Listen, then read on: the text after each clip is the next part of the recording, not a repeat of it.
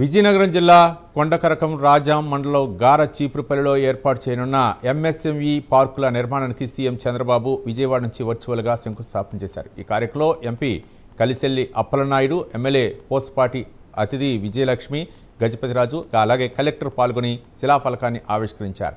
రాష్ట్రం పారిశ్రామికంగా అభివృద్ధి చెందాలన్న సీఎం ఆశయాల సాధనకు ఎంఎస్ఎంఈ పార్కులు కూడా మార్గమన్నారు ఎంపీ కలిసెట్టి అప్పలనాయుడు.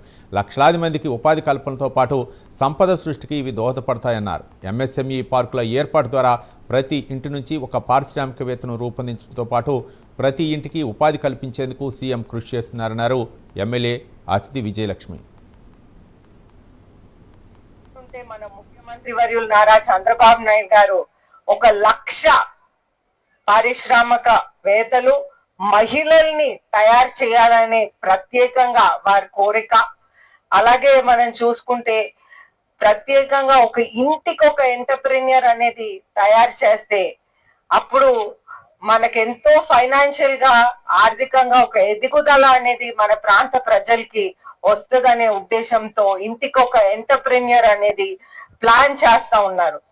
అయితే మాటల్లో చెప్పటమే కాదు, చేతల్లో కూడా చూపిస్తా ఉన్నారు.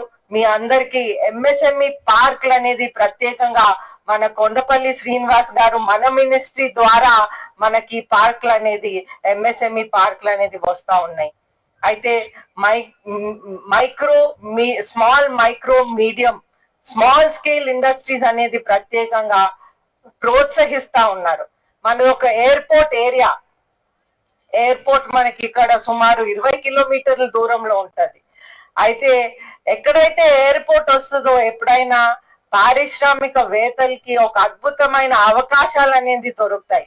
వ్యక్తులు రావాలి, ఆర్థిక వనరులు మెరుగుపరుచుకోవాలి, ఉపాధి అవకాశాలు కల్పించాలి అనే ఒక సంకల్పంతో ఈరోజు ఒక పైలట్ ప్రాజెక్టుగా మన రాష్ట్రంలో ఇది జరుగుతుంది. ఇది గౌరవ ముఖ్యమంత్రి గారు చాలా ఒక ప్రణాళికబద్ధంగా చేసుకున్న ఈ కార్యక్రమం మన పార్లమెంట్ పరిధిలో ఆల్రెడీ మనం ఒక చివరి బిల్లు తప్ప ఈరోజు రాజధాని కూడా ప్రారంభమవుతుంది, విజయనగరం అవుతుంది. కనుక మనకి ఈ జిల్లాలో ఎస్కోట్ కూడా కంప్లీట్ అయ్యింది. మనం చేసుకున్న కార్యక్రమం ఇది అధికార యంత్రాంగం చాలా ప్లాన్డ్గా దీనికి ముందు తీసుకెళ్తున్నారు. గౌరవ శాసనసభ్యులందరూ కూడా, ఆ నియోజకవర్గంలో శాసనసభ్యులందరూ కూడా దీని మీద ప్రత్యేక శ్రద్ధ తీసుకొని గౌరవ ముఖ్యమంత్రి చంద్రబాబు నాయుడు గారు సంకల్పాన్ని శ్రీకారం చుట్టారు.